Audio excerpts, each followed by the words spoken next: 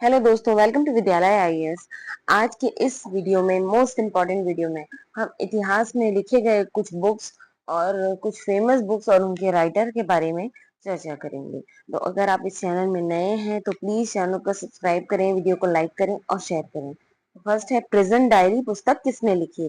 Prison diary, ठीक है, ये लिखी थी जयप्रकाश नारायण ने। है। अब पैसेज टू इंडिया पुस्तक किसने लिखी थी? Jawaharlal Nehru, Minoo Masani, E M Forster या फिर इनमें से कोई नहीं। तो किसने लिखी थी? ई एम फोस्टर ने लिखी थी।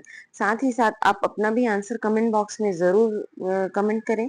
भारत में 1920 के दशक में स्वतंत्रता आंदोलन एवं ब्रिटिश राज की पृष्ठभूमि में ई एम फोस्टर द्वारा ए पैसेज टू इंडिया नामक उपन्यास लिखा गया था।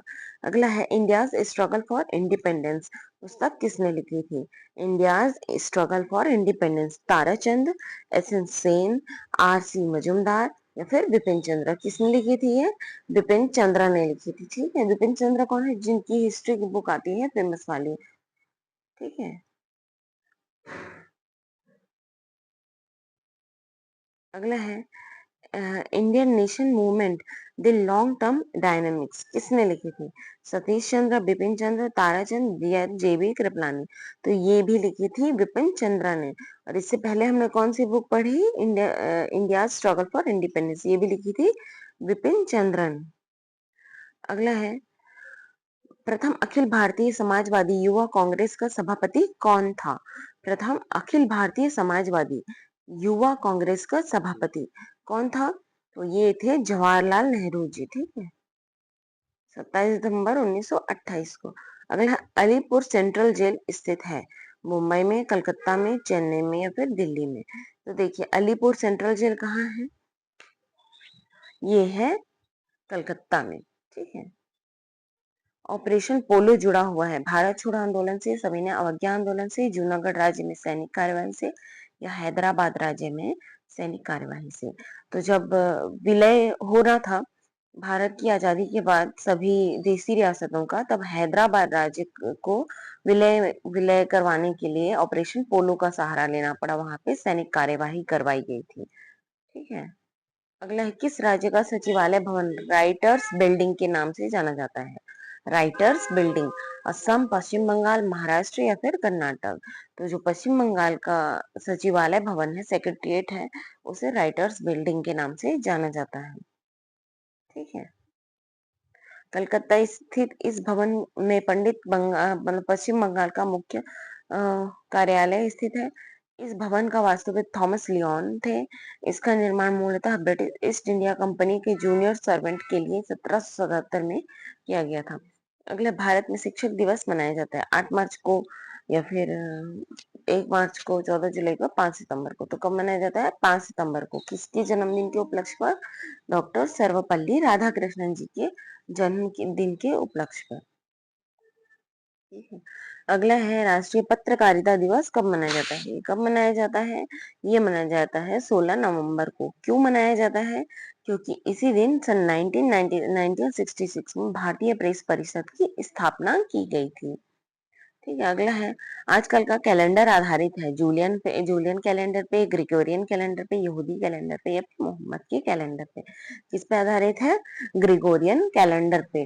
ग्रिगोरियन कैलेंडर को ही सबसे सटीक माना गया है और बाद में जो जो देश जूलियन कैलेंडर को मानते थे उनके लिए भी ग्रिगोरियन को ही क्या कर दिया गया? बाध्य कर दिया गया है। ठीक है, तो अब ये ग्रिगोरियन कैलेंडर ही है जो भारत में भी अपनाया जाता है और वैश्विक स्तर पर भी इसी की मान्यता है। ठीक है, अगला है फालुन गॉन्ग एक लोकप्रिय आंदोलन होता था। ये कहाँ था? जापान में, चीन में, दक्षिण कोरिया में? उपरोक्त सभी कहाँ था? ये था चीन में। ठीक है, फालुन गॉन्ग का एक लोकप्रिय आंदोलन हुआ था। अगला है मदर टेरेसा द्वारा स्थापित धर्म संघ क्या कहलाता है? Sisters of charity, missioners of charity, organisation of charity, organisation of love या फिर चैरिटी फॉर ऑल? तो क्या है उसका नाम? मिशनरीज ऑफ चैरिटी ये है। ठीक है,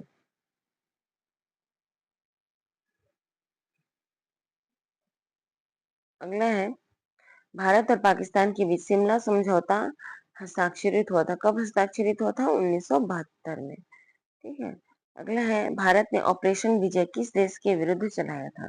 ऑपरेशन विजय किस देश के विरुद्ध चलाया था? पाकिस्तान के विरुद्ध। कारगिल कारगिल विवाद में जब जब कारगिल का युद्ध हुआ था तब चला था ऑपरेशन विजय।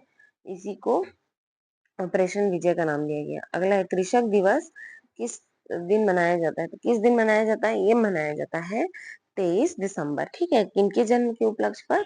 हमारे पूर्व प्रधानमंत्री चौधरी चरण सिंह जी के उपलक्ष्य पर, जन्मदिन के उपलक्ष्य पर। अगला है किसने कहा था डोडो की भांति साम्राज्यवाद दिवंगत हो चुका है? कौन कहेगा ऐसा? ये कहा था क्लेमेंट एटली ने। ठीक है, क्लेमेंट एटली। आंसर हो जाएगा सी।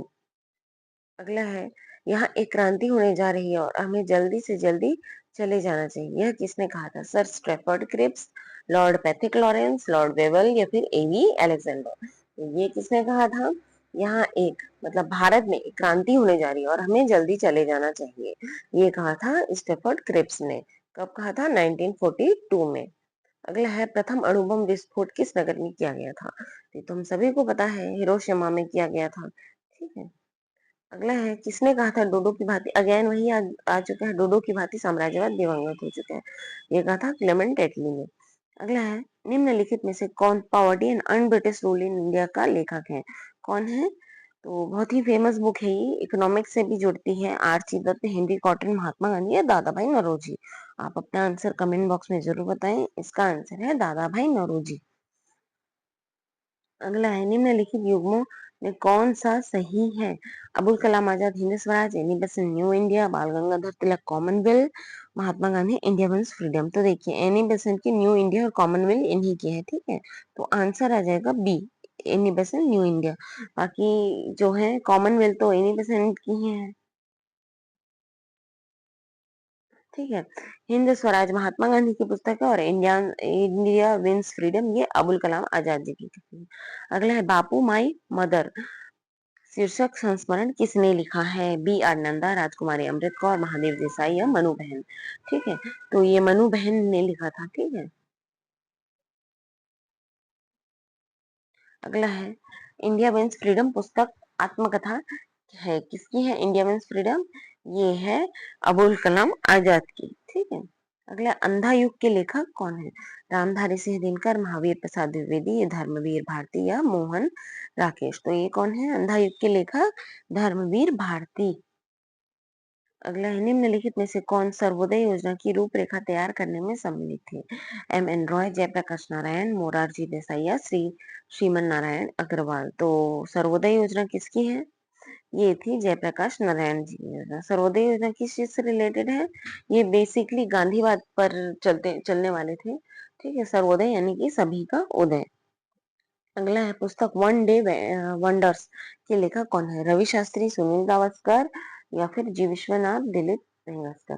तो सुनील गावस्कर जी ने एक बहुत ही फेमस बुक लिखी थी जो आगे जाके बहुत चर्चित हुआ था, तो उसका नाम था वन डे वंडर्स। ठीक है, इसमें उन्होंने वनडे मैचेस में होने वाली कुछ विशेष घटनाओं का जिक्र भी किया हुआ है।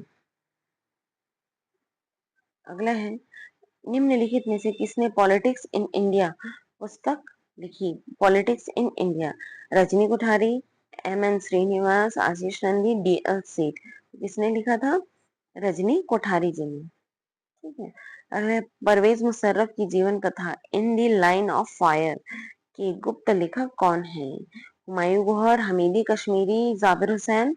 कौन है ये? हुमायूं गौहर जी ने लिखा था in the line of fire. ये किस पे रिलेटेड है? भारत पाकिस्तान लाइन पे। ठीक है। अगला निम्नलिखित में से किसने ऑटोबायोग्राफी ऑफ मैडम क्यूरी का हिंदी में अनुवाद किया? ऑटोबायोग्राफी ऑफ मैडम क्यूरी, तो देखिए जो लाल बहादुर शास्त्री जी थे ये बहुत अच्छे लेखक भी थे। इन्होंने क्या किया था? मैडम क्यूरी की जो ऑटोबायोग्राफी आई थी उसका हिंदी में अनुवाद किया था। ठीक है। अगला है निम्नलिखित में से किसने सुबह आजादी नामक कविता लिखी है? बेसिकली बहुत ही सुंदर कविता है ये, सुबह आजादी। ये किसने लिखा है? फैज अहमद फैज ने लिखा हुआ है। ठीक है, साहिर लुधियानवी, फैज अहमद फैज, मोहम्मद इकबाल या मौलाना अबुल कलाम आजाद। तो किस क्या आंसर हो जाएगा? आंसर हो जाएगा बी, फैज अहमद फैज। अगला है एलिजाबेथ हॉली निम्नलिखित में से किस एक से संबंध अपने लेखन के लिए जानी जाती है? भारत के ऐतिहासिक स्मारक, भारत के क्षेत्रीय नृत्य, हिमालय के अभियान या फिर भारत के वन्यजीव। तो किसके लिए जानी जाती है? हिमालय के अभियान के लिए। अगला निम्नलिखित में से कौन सा जोड़ा सही है? C Rajagopalachari India wins freedom, Manishankar Aiyar the Pakistan papers, Savita Pande the path to power और Margaret Thatcher the future of NDP. तो इसमें से कौन सा सही है? इसमें से सही है मणिशंकर अय्यर की दी पाकिस्तान पेपर्स। ठीक है। The path to power Margaret Thatcher द्वारा लिखी हुई है, मणिशंकर अय्यर द्वारा लिखा गया दी पाकिस्तान पेपर। शेष विकल्पों में इंडिया विंस फ्रीडम, ये तो अबुल कलाम आजाद जी की है। दी पाथ टू फिलिप डेयर और the future of NTP Savita Pande द्वारा लिखी गई है। अगला है द गोल्डन गेट के रचयिता कौन है? Amitav Ghosh, Ernest Hemingway, sir Walter Scott या विक्रम सेठ। तो कौन है? विक्रम सेठ। ये विक्रम सेठ कौन है? ये बहुत ही फेमस पर्सनैलिटी है, हमारे देश की पहली महिला न्यायाधीश थी। ठीक है, सुप्रीम कोर्ट की। उनके बेटे हैं विक्रम सेठ। अगला निम्नलिखित पत्रकारों में किसने अपनी आत्मकथा लखनऊ बॉय शीर्षक से लिखी है? विनोद मेहता, आलोक मेहता, नरेंद्र मोहन या प्रीतिशीष नंदी। किसने लिखी है? विनोद मेहता जी ने लिखी है। क्या लिखी है? लखनऊ बॉय। अगला है लखनऊ बॉय पुस्तक किसके द्वारा लिखी है? अगेन आंसर हो जाएगा विनोद मेहता। अगला है बहुत ही फेमस बुक है साइलेंट स्प्रिंग। ठीक है, ये किसके द्वारा लिखी गई है? रसल कार्सन, लिनियस, रिचर्ड वेदरॉल्ड या फिर जोसेफ फोरियर। किसके द्वारा लिखी गई है? रसेल कार्सन द्वारा लिखी गई है। बुक का नाम क्या है? Silent spring. अगला है दी सैटेनिक वर्सेस किसने लिखी है? दी सैटेनिक वर्सेस ये लिखी है सलमान रुश्दी ने। ठीक है। अगला है मानस के हंस के लेखक हैं। मानस के हंस, इस बुक के लेखक कौन है? अमृतलाल नागर जी ने लिखा है ये बुक। तो अगर आप अभी तक इस चैनल में नए हैं तो प्लीज चैनल को अभी सब्सक्राइब करें, वीडियो को लाइक करें और शेयर करें। अगला है सुमित्रा नंदन पंत विख्यात है। किसके लिए विख्यात है? हम सभी को पता है कि ये कौन से कवि हैं? छायावादी कवि के रूप में विख्यात है। ठीक है।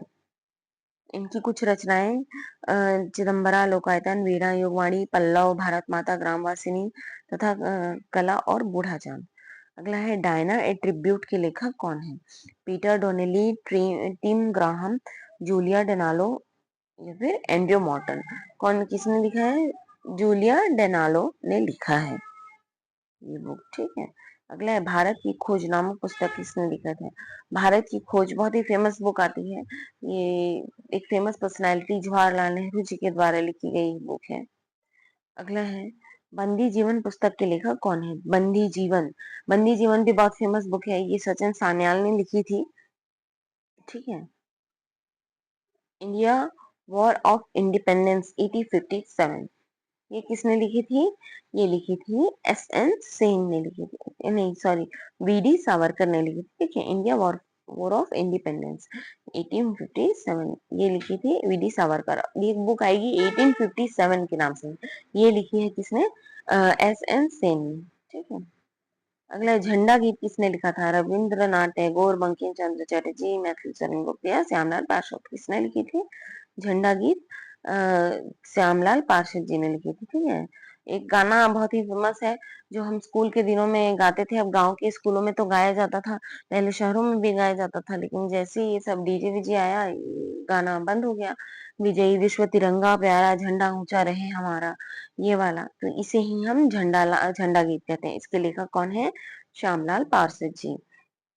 और इस गाने पे ऐसा कोई गाना तो नहीं बना, लेकिन ये गाना मतलब ऐसे ही लिखा हुआ आता था, इसको पढ़ते थे। भारत के ध्वज गीत के रचयिता कौन है? अगेन आंसर हो जाएगा कौन? श्यामलाल पार्षद जी। अगला है राष्ट्र गीत ए मेरे वतन के लोगों किस कवि के द्वारा लिखा गया था? बहुत ही सुंदर गीत है, ये लिखा गया था प्रदीप जी द्वारा। ठीक है। उज्जैन के थे वो। अगला है कवि इकबाल जिन्होंने सारे जहां से अच्छा लिखा था, भारत के किस स्थान से संबंधित है? तो कहाँ से संबंधित है? ये पंजाब से रिलेट करते थे, ठीक है। अगला है मजहब नहीं सिखाता आपस में बैर रखना। यह पंक्ति अपनी रचना में किसने लिखी? मोहम्मद इकबाल ने ही लिखी थी। क्या लिखी थी? मजहब नहीं सिखाता आपस में बैर रखना। कई लोगों ने धर्म को आपसी बैर मत करो, धर्म के कारण आपसी बैर मत रखो, बहुत लोगों ने सिखाया, पर ये आज तक किसी की समझ ना आया। अगला है मैं अनिश्वरवादी क्यों हूँ, शीर्षक की पुस्तिका लिखी गई थी। मैं अनिश्वरवादी क्यों हूँ, ये किसके द्वारा लिखी गई थी? भगत सिंह के द्वारा। अगला है भारत के स्वदेशी आंदोलन के दौरान लिखे गए गीत अमर सोनार बांग्ला ने बांग्लादेश को उनके स्वतंत्रता संग्राम में प्रोत्साहित किया और उसने बांग्लादेश के राष्ट्रीय गान का रूप भी बनाया। देखिए, अमर सोनार बांगा और भारत अमर सोनार बांगा भी उसी ने लिखी जिसने भारत का राष्ट्रगान लिखा था, ठीक है, जनगण मन। रविंद्रनाथ टैगोर जी, ये बहुत ही बड़े कवि थे, ठीक है। इन्होंने क्या लिखा? भारत का राष्ट्रगान लिखा, फिर इन्होंने बांग्लादेश का राष्ट्रगान अमर सोनार बांगा लिखा, फिर श्रीलंका के भी राष्ट्रगान में इन्हीं का योगदान है, ठीक है। तो कहते भी हैं कि ऐसे कौन से व्यक्ति हैं जो 3 देशों के राष्ट्रगान बनाने में योगदान है जिनका। अगला है गोल्डन थ्रेशोल्ड नामक कविता संग्रह की रचयिता निम्नलिखित में से कौन है? अरुणा आसफ अली, एनी बेसेंट, सरोजिनी नायडू या विजय लक्ष्मी पंडित? तो कौन है? तो ये है सरोजिनी नायडू। क्या बुक है? Golden threshold. अगला है landmarks in Indian constitution and national development नामक पुस्तक किसने लिखी? क्या बुक है? Landmarks in Indian constitutional and national development. ये बुक लिखी थी गुरमुख निहाल सिंह जी ने, ठीक है। अगला है हिंद स्वराज महात्मा गांधी जी द्वारा लिखी गई थी, ये लिखी गई थी गुजराती में, ठीक है।